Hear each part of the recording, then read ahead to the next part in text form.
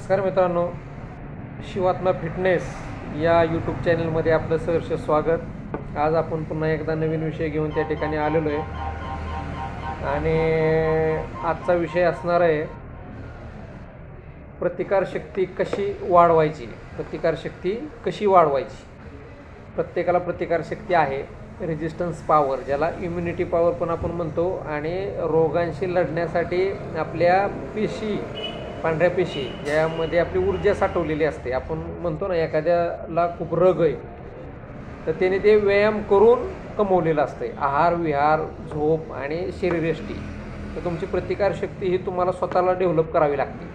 व्यायाम करणं, चालणं ही गोष्ट वेगळी आणि प्रतिकारशक्ती डेव्हलप होती ही गोष्ट वेगळी। तर ती कशा पद्धतीने होतं, व्यायाम कुठला व्यायाम असावा, व्यायामाचे कशा पद्धतीनं बाकीची पण जीवनशैली पाहिजे, तर ह्याबद्दल आपण विषय घेतलेला आहे की प्रतिकारशक्ती ही डेव्हलप कशी करायची।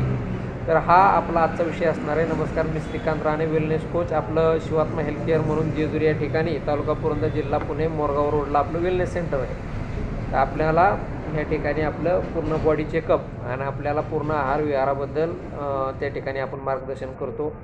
तर जास्त वेळ न घालवता आपण आपल्या विषयाला चालू करू।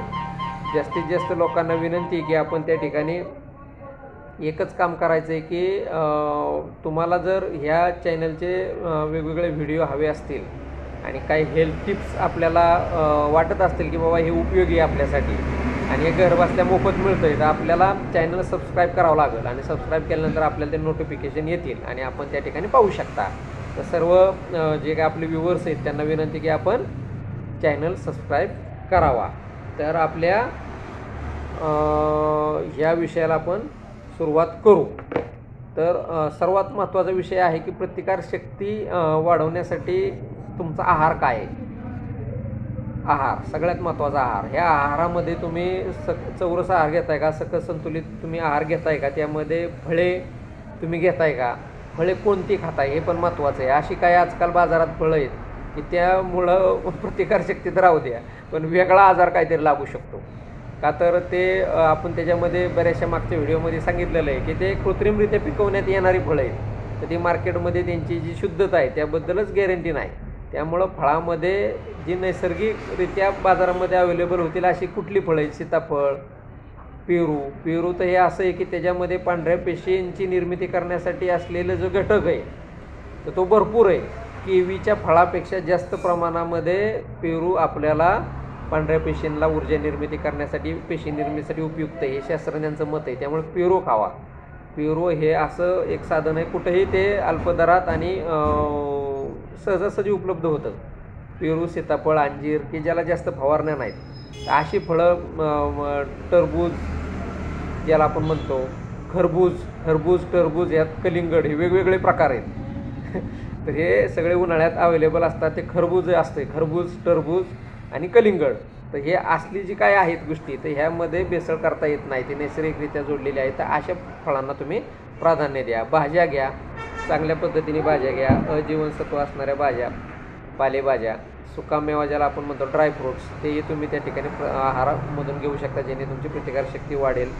हळदीचं, आल्याचं, लसणाचं, हे जे तुम्ही स्वयंपाक करताना काही गृहिणी असतील तर ह्याचं प्रमाण तुम्ही व्यवस्थित ठेवा आणि गरजेचं आहे। लसूण हे आपल्या हृदयावर खूप चांगलं काम करतो। डाळी ज्याला आपण म्हणतो आपण खाल्ल्या पाहिजेत, कडधान्य, अंडी, दूध आणि दही ह्याचा वापर आपण आपल्या आहारामध्ये केला पाहिजे, चौरस आहार। तर पुढचा त्याच्यानंतरचा विषय आहे पुरेसं पाणी। आपण पाणीही त्यानंतर व्यवस्थित घेतलं पाहिजे, 20 किलो वजनामागं 1 लिटर। पुरेशी झोप, प्रतिकारशक्तीमध्ये झोप हा 50% पार्ट आहे। तुम्ही मग सोनं खाताय पण तुमची झोपतच नाही तर तुमची प्रतिकारशक्ती वीक होऊ शकते। त्यामुळं 7 ते 8 तास, 6, 7, 8 तास जो शारीरिक कष्ट करतोय त्याला साधारणतः 6 ते 8 तास झोपेची गरज आहे। जो बौद्धिक कष्ट करतोय त्याला कंप्लीट 8 तास किंवा त्यापेक्षा जास्त। शारीरिक कष्टापेक्षा बौद्धिक कष्टाने माणूस जास्त दमतो, लक्षात घ्या। त्यामुळं ज्यांना मेंटली थोडंसं ट्रेस आहे तर त्यांनी झोपेला प्राधान्य द्या। ही झोप कशी आपण मिळवायची किंवा हे कौशल्य आहे, जीवन जगणं ही एक कला आहे, ते ज्याच्या त्याच्यावर निर्धारित आहे। काही ह्या जीवनाशी कंटाळून किंवा चुकीच्या पद्धतीने जाऊन लाईफस्टाईलमध्ये इतके काय बदल केले, इतके बरंचसं काय मिळवलं पण ते उपभोगायला ते स्वतःच राहिले नाहीत। असं करू नका। अतिशय कलेने तुम्ही आपलं जीवन त्या ठिकाणी समृद्ध करा। पुरेशी झोप घ्या। नंतर आहे व्यायाम। आता व्यायामामध्ये तुम्ही जिममध्ये जाता, जिम्नॅशियम ज्याला आपण जिम म्हणतो, व्यायामशाळा, ह्याच्यातला वेगळा विषय आहे. आखाडा ज्याच्यामध्ये कुस्तीगीर म्हणजे आपण साधारणतः पैलवान म्हणतो, ही लोक तयार होतात, ही वेगळा विषय. व्यायाम म्हणजे कोण दोरी उड्या मारते, कोण चालतंय, हा वेगळा विषय. व्यायाम असा असावा की जेणेकरून तुम्हाला धाप लागली पाहिजे, दम लागले पाहिजे, श्वासोच्छवास आणि श्वास उच्छवास, म्हणजे बाहेर सोडतो तो उच्छवास असतो आणि घेतो ते श्वास असतो. श्वासोच्छवास म्हणजे आपली ही जी पूर्ण प्रक्रिया आहे, इनहेलिशन ज्याला आपण म्हणतो, इनहेलिशन इंग्लिशमध्ये आपण श्वासोच्छवासाला जे म्हणतो, ही प्रक्रिया तुमची गतीने वाढली पाहिजे. धाप लागणे, दम लागणे, घाम येणे, अशा पद्धतीचा तुमचा व्यायाम पाहिजे.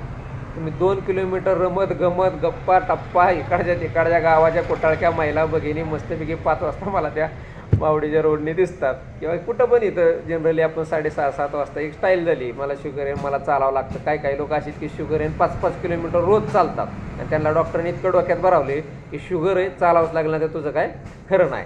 जे खाते ते 5 किलोमीटर चालते, 2.5 किलोमीटर जायचं, 2.5 किलोमीटर यायचं, काय तर सकाळी पण चालते, संध्याकाळी पण चालते. काही नाही, शिवात्मा हेल्थकेअरला या, आपली शुगर मेंटेन आणि कमी करण्याची जबाबदारी आपण इथं घेतोय. बरेचसे लोक त्या ठिकाणी फिट झालीत. तर समजून घ्या, डॉक्टरांवर अंधविश्वास ठेवू नका.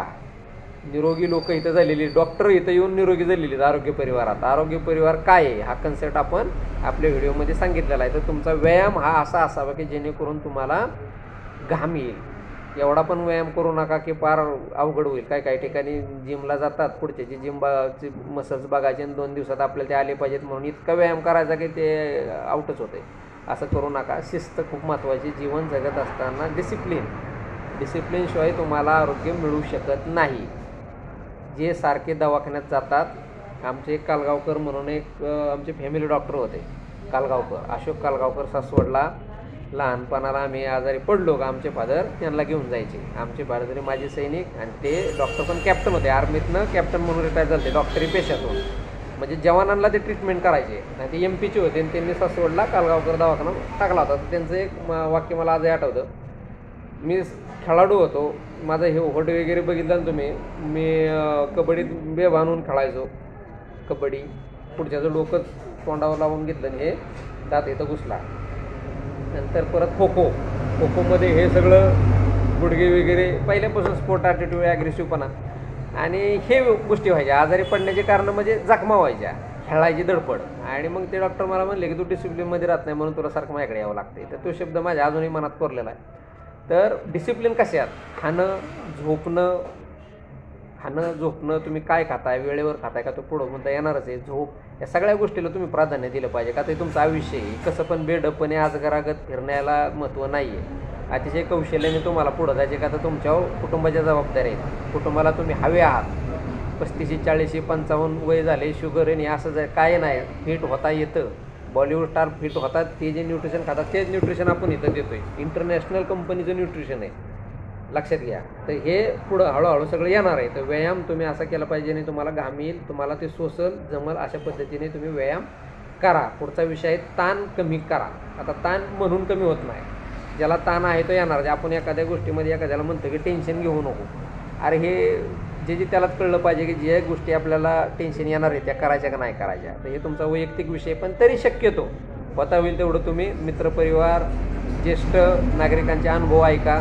तणाव कमी करणं कसं कमी करायचं हे तुम्हाला माहिती आहे. तुमच्या आयुष्यात काय तणाव आहे आणि काय लेवलचा तणाव आहे हे तुम्हाला माहिती आहे. त्यामुळं डिसिप्लिनमध्ये राहा, पुरेशी आरोग्याची काळजी घ्या. आरोग्य जर तुम्हाला चांगल्या पद्धतीनं लाभला असेल तर तुमचे निर्णय चुकत नाही, आणि निर्णय नाही चुकलं तर ताण येत नाही. सिस्टीम लक्षात घ्या.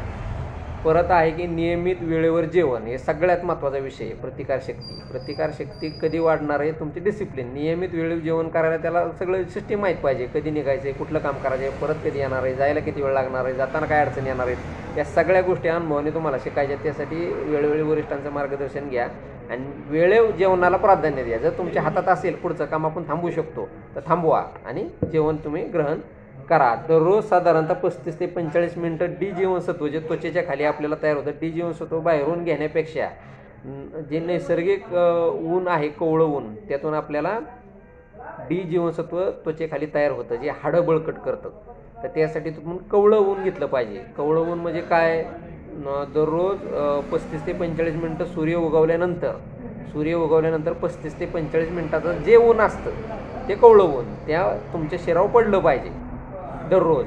तर तुमच्यामध्ये त्वचेखाली डी जीवनसत्व तयार होतं, त्यामुळे हाडं बळकट होतात, त्याची खूप गरज आहे. शहरी भागातले लोक फ्लॅटमध्ये राहतात, उन्हाचा सूर्याचा त्यांना संबंध येत नाही. शेतकरी वर्गाला आहे, पण जे बाहेरची लोक आहेत किंवा नोकरदार वर्ग, नाईट शिफ्टवाले, कंटिन्यू पळायचे, सूर्यच बघितला नाही, तर असं काही करू नका. दररोज तुम्ही 35 ते 45 मिनटं सूर्यप्रकाशात गेला पाहिजे. कधी काही लोक मला त्या घाटात, दिवे घाटात 8-8:30 वाजता रनिंग करतो. काय असे वाघ असतात, 8 उठायचं कधी 8-8:30 वाजता चालायचं प्रदूषणात कुठं घाटात. काय त्याचा उपयोग आहे? 8-8:30 वाजता ते राहत नाही, प्रदूषणयुक्त हवा त्या ठिकाणी निर्माण होते आणि तुम्हाला ते जीवनसत्व मिळू शकत नाही जे सूर्यप्रकाशातून मिळतं. त्यासाठी सूर्य कधी उगवतो? 7:45च्या आसपास, मागं पुढं 6:30 उन्हाळा दिवस असेल ते 6:35च्या आसपास. ते वेळ तुम्ही लक्षात घ्या, कॅलेंडरवर लिहिलेलं असते. दैनंदिन पेपरमध्ये पण सूर्योदय असतं, ह्या गोष्टी समजून घ्या. आणि सूर्य उगवल्यानंतर 35 ते 45 मिनटं आपण तिथं ते शरीरावर घेतलं पाहिजे. जर काही काम नसेल तरी तुम्ही ते चालून फिरून दैनंदिन जीवनामध्ये ते जीवनसत्व घेण्यासाठी कवळवून घेतलं पाहिजे. नंतर आहे काय गोष्टी आपल्याला टाळायच्यात, जी प्रतिकारशक्ती प्रत्येकामध्ये आहे. प्रत्येकजण अन्न खातो, कसं काय ना, प्रत्येकाला चौरस आहार मिळत नाही. काहींची परिस्थिती अशी आहे की जे आहे तेच खावं लागतं. तर जी काय छोटी मोठी तुमच्याकडे डेव्हलप झालेली प्रतिकारशक्ती ही अजून कमी होऊ नये म्हणून काय केलं पाहिजे? तर काय टाळा? जंक फूड टाळा. जंक फूड म्हणजे काय? वडापाव जंक फूड आहे, मिसळ जंक फूड आहे, समोसा कचोरी जंक फूड आहे, तळलेलं आहे ते तुमचे बेकरी प्रॉडक्ट जंक फूड आहे, ते टाळा. थंड पेय, जी शीतपेय आपण म्हणतो, कोल्ड ड्रिंक्स, काय येतं त्यात? माझा येतो, स्प्राईट येतं, कोकोकोला येतो, आता ते स्टिंग वगैरे आले. तर ते अति थंड जर आपण घेतलं तर आपल्या आतड्याला त्रास होतो, त्यामुळे पचनशक्ती वीक होते, त्यामुळे बद्धकोष्ठता होते. तर तेही तुम्ही टाळलं पाहिजे. अति गोड पदार्थ टाळले पाहिजेत. अति जिलेबी किंवा तुमचं ते गुलाबजाम वगैरे असतं, पाक वगैरे काय, ते गुलाबजाम खायचा ते पाक प्यायचा, असं काही करू नका. अति गोड पदार्थ तुम्ही टाळले पाहिजेत. मद्य टाळलं पाहिजे. मद्य म्हणजे दारू प्राशन करू नका. सिगारेट, जी काय स्मोकिंग आहे ते तुम्ही टाळलं पाहिजे. आणि सिजनेबल, साधारणतः तुम्हाला म्हणजे हळदीचं दूध सिजनेनुसार तुम्ही जर घेण्याचा प्रयत्न केला, ताक उन्हाळ्यामध्ये, ताक, सरबत, नारळ पाणी उन्हाळ्यात, आणि थंडीमध्ये तुम्ही काय केलं पाहिजे? पावसाळ्यात हळदीचं दूध गरम करून त्यात केसर टाकून प्याला संध्याकाळचं, अतिशय उत्तम. पाणी बसून प्यायचं, दूध उभं राहून प्यायचं. बघा सिस्टीम काय आहे. पाणी बसून प्यायचं, दूध उभं राहून प्यायचं. आणि काय औषधं सुद्धा बसून घ्यायची. तर तुम्हाला जर औषधं आयुष्यात नको असतील तर तुम्हाला हेल्दी लाईफस्टाईल जगावं लागेल, प्रतिकारशक्तीचा अभ्यास करावा लागेल. आणि जे आरोग्य परिवारामध्ये आहे, पहाटे उठणं आहे, व्यायाम आहे, संतुलित आहार आहे, आहार मार्गदर्शन आहे, तर पूर्ण ह्या गोष्टी आपल्याला समजून घ्यायच्या तर आपल्या शिवात्मा हेल्थ केअरला तुम्ही भेट देऊ शकता. आजचा व्हिडिओ इथपर्यंतच होता. ह्यातल्या बऱ्याचशा गोष्टी आपल्याला त्या ठिकाणी माहीत असतील नसतील. जास्तीत जास्त व्हिडिओ शेअर करा, आपल्या जीवलगांपर्यंत ही माहिती पोचवा. आणि लोक पाहतायत, लोकांनी आपल्या जीवनात बदल केलेत. जर तुम्हाला हे पटत असेल तर लाईक करा, कमेंट करा, शेअर करा. चला, आजचा व्हिडिओ इथपर्यंतच होता. पुन्हा भेटून नवीन व्हिडिओसह. तोपर्यंत जय हिंद, जय भारत.